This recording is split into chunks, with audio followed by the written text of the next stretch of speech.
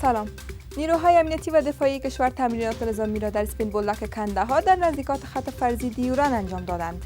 وزارت دفاع ملی میگوید نیروهای هوایی و پیاده در تمرینات شرکت کرده بودند. یک دستگاه استخراج گاز در ولایت جوزجان آماده بهره برداری شد.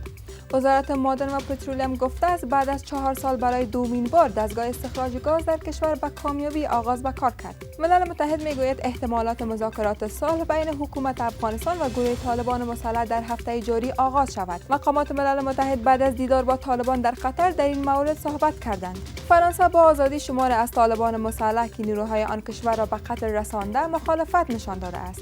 کشور یاد شده از حکومت افغانستان خواسته که محبوسین یاد شده باید به سزای اعمالشان برسند. و دونالد ترامپ رئیس جمهور آمریکا میگوید تلاش دارد مکانیزم همه تحریم علیه ایران را فعال بسازد. وی بعد از رفع محدودیت‌ها فروش اسلحه بر ایران از سوی ملل متحد این سخن را گفته است.